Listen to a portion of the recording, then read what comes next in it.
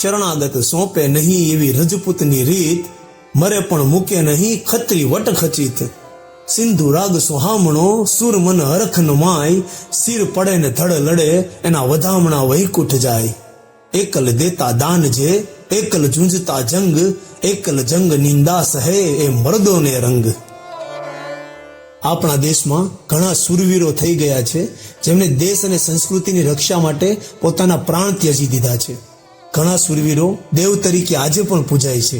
એવા જ એક દેવ છે વીર વાછરા દાદા, જેમનો ઇતિહાસ આજે પણ અમર છે. તેમના શૌર્યની કથાઓ આજે પણ સૌરાષ્ટ્રના ઘર ઘરમાં સંભળાય છે. તો ચાલો આજે આપણે વીર વાછરા દાદાના ઇતિહાસ વિશે જાણીએ કે ધડ કપાય અને માથું લડે એવા વીર વાછરા દાદાનો ઇતિહાસ જાણવા જેવો છે. બહુચરાજી તાલુકાનું કોલેરી ગામ, જ્યાં દીવ ધોધલાના રાજવીને ત્યાં મોટી ઉંમરે પુત્રનો જન્મ થયો. વધાયોથી આખું રાજભવન ઉભરાઈ ગયું. પુત્રએ માનું થાન મુખમાં લીધું જ નહીં, ધાવણ ધાવ્યા જ નહીં, કેવલ વાયુના ભક્ષણથી ઉછેર્યો. એટલે વિદ્વાન બ્રાહ્મણોએ વછરાજ એવું નામ આપ્યું. બાળપણમાં જ તેમને ગૌરક્ષાના સંસ્કારો વારસામાં જ મળી ગયા હતા. ત્યારથી જ તે ગૌરક્ષા માટે પોતાના જીવ પણ આપવા માટે તૈયાર થઈ ગયા હતા. વાત તો એવી બનેલ છે કે વસરાજ સોલંકી એટલે આઈ બેસરાજીના જ્યાં બેસણા છે તે સ્થાનેથી 3 કિલોમીટરના અંતરે આવેલ કાલરી નામના ગામમાં ગિરાસદાર હાથીજી સોલંકીના બીજા નંબરનું સંતાન સેવા, ત્યાગ તેમજ પરહિતની લાગણીને કારણે હાથીજી તરફ લોકો આદરની નજરે જોતા. 12 વર્ષ સુધી ધર્મપરાયણતા અને ગૌ સેવા કરવા છતાં પણ રાજપૂતાણી કેસરબાનો ખોળો ખાલી હતો. ગિરાસદારને શોભે તેવી દોમ સાહેબીનો વારસદાર ન હોવાથી દંપતીનું આયખું ડુંગર જેવડું ભારે થઈ ગયેલું. તેમણે ગોકુળ મથુરાની જાત્રાનો વિચાર કરી તે તરફ પ્રયાણ કર્યું અને યમુનાના જળમાં જીવનલીલા સંકેલવાનો નિર્ણય કરેલો. પરંતુ જળમાં ઝંપલાવતા કોઈ ગેબી અવાજનો આદેશ સંભળાયો. પછી તેમને ત્યાં પ્રથમ પુત્ર બલરાજ અને બીજા પુત્ર વછરાજે જન્મ લીધો. થોડા સમય પછી માતા પિતા બંનેએ લાંબા ગામત્રા કર્યા. ગિરાસદારી વહીવટ બલરામ સંભાળવા માંડ્યા, જ્યારે ગોંધણનું તેમજ અન્ય કામ વછરાજને માથે લીધું. તેવામાં સમીથી નજીકની ભોમકા ઉપર બેઠેલા લોલાડા ગામના મામા સામતસંગ રાઠોડને કોઈ સંતાન ન હોવાથી લોલાડાની જાગીરના અધિપતિ વછરાજને નિમ્યા. એને ખોળે બેસાડ્યા. યુવાન વછરાજે મામાના હૈયામાં અદકેરું સ્થાન લેતા સામંતસિંહ રાઠોડે કુંવર ગામના તેમના ભાયાત વજયસિંહ રાઠોડની દીકરી પુનાબા સાથે તેમનું સગપણ કરાવ્યું. ટૂંક સમયમાં લગ્ન લેવાના. અને બીજી તરફ કચ્છમાં ચારણ પરિવારમાં દેવલબેન નામે દીકરીને સંસાર અસાર લાગ્યો. ગાયોની સેવામાં ઈશ્વરના દર્શન થયા એટલે પોતાની ગાયો હાકીને કાઠિયાવાડમાં આવ્યા. ઝીંઝકાની ટીમ્બે ડુંડાસ ગામની ભાગોળે ગાયો માટે ચરાણ અને પાણી માટે વાવ તથા અવેડી જોઈને રોકાયા. ત્યાં એક હનુમાનજી બાપાનું મંદિર હતું. વયોવૃદ્ધ સંત શ્રી શ્યામજી દાસજી બાપુ તેમની સેવા પૂજા કરતા અને ગાયો માટે પાણીને અવેડી ભરતા. દેવલબેન પણ ત્યાં જ રહ્યા. એ શ્યામદાસજી બાપુની પૂજા કરતા અને પાણીનો અવેડો ભરતા. દેવલબહેને શ્યામદાસજી બાપુ પાસેથી ગુરુ મંત્ર લીધો. પિતા તુલ્ય શ્યામદાસજી બાપુ અને હનુમાનજી દાદાને ઓથારે કાયમી ગૌ સેવાનો આશરો લીધો. દેવલબેન પાસે 100 ગાયો હતી. તેમાં એક વેગડ નામની ગાય હતી જેના દૂધનો દીવો બળતો. સમય વીતતો ગયો. વછરાજ સોલંકી યુવાન થયા. તેમના લગ્ન લેવાયા. કંકાપુરીના કનક ચાવડાના માંડવે જાન પરણવા માટે જાય છે. માર્ગ બહુ લાંબો હતો. રસ્તામાં જાનૈયાઓને તરસ લાગી. પાણીની શોધ કરવા લાગ્યા. એવામાં ગાયોનું રહેઠાણ, હનુમાનજી મંદિર, સંતોની કુટિયા, પાણીની વાવ, અવેડો દેખાયો. જોતા જ વેલડા ઊભા રાખ્યા. પાણી માટે સૌ ઉતરવા માંડ્યા. અતિથિને દેવ માનનારી દેવલબહેને હરખાતા ઉતાવળા પગલે સામે દોડ્યા. 2 હાથ જોડી ઉજળો આવકાર આપ્યો. જાનૈયાઓએ પીવા માટે પાણી માંગ્યું. દેવલબહેને પોતાના બંને હાથના થાપા જય ગુરુ મહારાજ નાદ સાથે ધરતી ઉપર ઝૂંક્યું. ધરતીના પેટાળમાંથી ગંગાજળ સમા નીરની ધારા વહેતી થઈ. વીરડીમાંથી બહેન શ્રીએ ચૂંદડીને છેડે આખી જાનને પાણી પાયું. સૌની તરસ છીપાણી. બહેનની સેવા અને સત જોઈ સૌ કોઈ અચરજ પામી ગયા. વીર વછરાજ વરરાજાએ આગળ આવી બહેનને પ્રમાણ કર્યા. બહેન, હું એક રાજપૂતનો દીકરો છું. દીવ મારી રાજધાની છે અને વરરાજો પણ છું. તમે મારી જાનના હૈયા ટાઢા કર્યા. મારા ક્ષત્રિય ધર્મ પ્રમાણે મારે કાપડું કરવું જોઈએ. બહેન, માંગો, જે માંગશો તે હું આજ આપીશ, એ મારું વચન છે. દેવલબહેને કહ્યું, ભલે ભાઈ, લાડે કોડે પરણવા જાઓ. મારા આશીર્વાદ છે, મારે જરૂર પડશે ત્યારે જરૂર માંગીશ. વીર વત્સરાજની જાન બહેનના આશીર્વાદ લઈને ગંગાપુરીના માર્ગ તરફ ચાલવા લાગી. ગંગાપુરીમાં જાનનું સ્વાગત થયું. સામૈયા કરવામાં આવ્યા. વીર વત્સરાજ ચોરીમાં બેઠા. ફેરા ફરવાના શરૂ થયા. 3 ફેરા પણ પૂર્ણ નહીં થયા હોય. દિવસ આથમવાનો સમય હતો. તો બીજી તરફ ડુંડાસ ગામની ભાગોળે દેવલબહેનના નેહડે બહારવટિયાઓએ બંદૂકના હદકે ગામ ગુજવી માર્યું. બહારવટિયાઓ ગાયોને બળજબરીથી હંકારીને લઈ ગયા. દેવલબહેન કરગરતા રહ્યા, પણ બહારવટિયાઓ એક ન માન્યા. દેવલબહેને વીર વત્સરાજ પાસે રક્ષણ મેળવવા માટે કંકાપુરીનો માર્ગ પકડ્યો. કંકાપુરીમાં વીર વત્સરાજના લગ્નની ચોરીમાં 3જો ફેરો માંડ પૂર્ણ થયો હોય છે. 4થો ફેરો ફરવાની તૈયારી હતી. ત્યાં દેવલબહેન દોડતા આવ્યા. વીર વત્સરાજે દેવલબહેનને સામે જોયા. ફાટેલી લાલ આંખો, છૂટા વાળ, મોઢેથી ભાઈ ભાઈ મારી સૌ ગાયોને બહાર વટીઓ વાળી ગયો. સાંભળતા જ વીર વત્સરાજે તલવારના એક જ ઝાટકે વરમાળા કાપી નાખી અને ઘોડે બેસી ગયા અને ઘોડાને ભગાવતા પહોંચ્યા ડુંડાસ ગામને ગોંદરે. તેમની પાછળ પાછળ બહેન દોડ્યા અને જાનના વેલડાઓ પણ દોડ્યા. વત્સરાજ વરરાજાએ બહારવટિયાઓને કહ્યું, આ સતી ચારલ દેવલબહેનની ગાયો છે, આને ન લઈ જાઓ.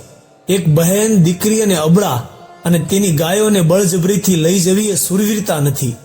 આવો, આ ગાયોથી સારી અને વધુ ગાયો મારા રાજ્યમાંથી તમને હું આપું. નિષ્ઠુર બહારવટિયાઓ એકના બે ન થયા અને ગાયો પાછી ન આપી, જેથી મોતનું તાંડવ ખેલાયું, ધીંગાણું વિફર્યું. વીર વત્સરાજે પ્રતિજ્ઞા લીધી કે તલવારની પીછીએ પાણી મૂક્યું. કોઈ એકને પણ જીવતો જવા દઉં તો બ્રહ્મ હત્યાનું પાપ લાગે. આંખો લાલ થઈ, અગ્નિ વરહવા લાગ્યો. રોમ રોમમાં સુરાતન ઉભરાવા લાગ્યું. દેવલબહેન, આ ભયંકર ધીંગાણું છે, તમે ડરશો નહીં, વિજય આપણો જ થશે. ખૂબ ધીંગાણું ખેલાયું અને બહારવટિયાઓને પરાજય કરી ગાયોને પાછી વાળી અને વીર વત્સરાજ ગામમાં પાછા ફરે છે. હરખની હેલી મંડાણને ગોર મહારાજે અધૂરા ફેરા પૂરા કરવા ફરી હાકલ કરી. 3જો ફેરો ફરવા વરકન્યા જે આગળ ડગ મૂકી તે તો વિધવા ચારણ દેવલબાઈની વેદના વત્સરાજના કાને સંભળાવા લાગી. હે વત્સરાજ, તને અમારા જાજેરા ધન્યવાદ છે. ક્ષત્રિયો માટે ગૌ બ્રાહ્મણ પ્રતિપાળના બિરુદને તે યથાર્થ કર્યું છે. કાલરી ગામ અને કુંવર ગામને કેટલા છેટા છે, તેમ છતાં જાણે આજે તું પાડોશીની જેમ પડખે આવીને ઊભો રહ્યો, અમારું નાક રાખ્યું.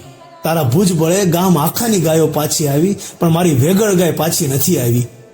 પણ બેન, તમે ખાતરી તો કરીને? મીંડોળ બંધા જુવાને આય દેવલ સામે પ્રશ્ન કર્યો. હા ભાઈ, બધે જ ખાતરી કરી છે. વગડા સામી નોંધીને પણ જોયું છે. વેગળ તો મારા કુટુંબનું માણસ ગણાય.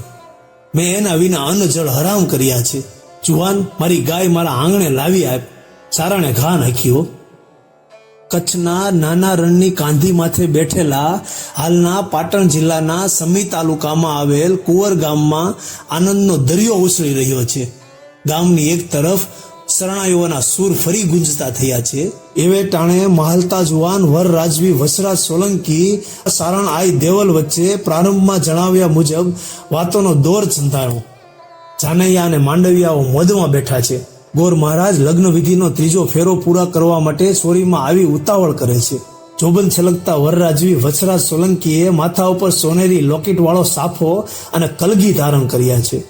જરિયન જામો જણજણા થઈ માંડવામાં પ્રતિબિંબો પાડે છે. હવે તો આઈની ગાયને પાછો લાવીને જ આ વિધિ પૂરી કરું. એવા વેણ સાથે રતન ઘોડી ઉપરનો અસવાર ઉપડ્યો. ગણતરીની પળોમાં એ લૂંટારો અને ભેટો થઈ ગયો. કોઈકની તલવારે મારું માથું કપાય તો એ આકાશમાં ઉછળશે. ત્યારે તમે એ માથું તમારી સાડીના પાલોમાં ઝીલી લેજો અને મારા ધડ ઉપર મૂકજો, એટલે હું સજીવન થઈશ અને ફરી પાછો યુદ્ધ લડીશ. માથું ધરતી ઉપર પડવા દેશો નહીં, પડશે પછી હું સજીવન નહીં થાવ, એવું વીર વત્સરાજે દેવલબહેનને કહ્યું અને બહારવટિયાઓની સામે પડ્યા. 7 દિવસ અને 7 રાતો સુધી ધમાસણ યુદ્ધ ચાલ્યું. તેમાં અનેક વાર દાદાનું મસ્તક કપાયું અને દેવલબહેને તેને પાલવના છેડે ઝીલી લીધા અને ધડ પાછું મૂકતા જ દાદા સજીવન થઈ જતા. 7મા દિવસે દાદાનું મસ્તક કપાયું, ઉછળીને દૂર ધરતી ઉપર પડ્યું. બહેનને અફસોસ થયો અને બોલી ઉઠ્યા, મારા વીરાની પ્રતિજ્ઞા પૂરી ના થઈ. કાળા મોઢાળા હજી કોક જીવતા મુવા છે. આ સાંભળતા જ ધડને વાચા ફૂટી. બહેન, ચિંતા ના કરીશ, તલવાર હાથમાં છે, માથા વગરનું ધડ લડશે. એ મારો મારો કરતું ધડ બહારવટિયાઓના ટોળા ઉપર ત્રાટક્યું. બહારવટિયા જીવ બચાવવા ભાગ્યા, પાછળ ધડ અને આગળ બહારવટિયા, હાથમાં તલવાર. મહુવા પહોંચતા સુધીમાં તો બધાયના ઢીમ ઢાળી દીધા. આ ધડની સુરવીરતા જોતા મહુવાના લોકો ભાગવા લાગ્યા કે બચાવો બચાવો. ત્યાં કોઈએ ગળીના દોરે ધડ અભડાયું. મહુવાને પાદર ધડ ઢળી પડ્યું. તોય સુરવીરનું ધડના અંગે અંગમાં વીરતા ઉભરાઈ નીકળેલી. ડાબી ભુજા ખેંચાઈ, ધીંગાણે ચડેલી ભુજા દાઢા ગામના દરવાજે પડી. જમણી ભુજા ખેંચાઈ તે પાંચાળમાં પડી. દાદાનો રેવત ઘોડો પડાણામાં જઈને પડ્યો.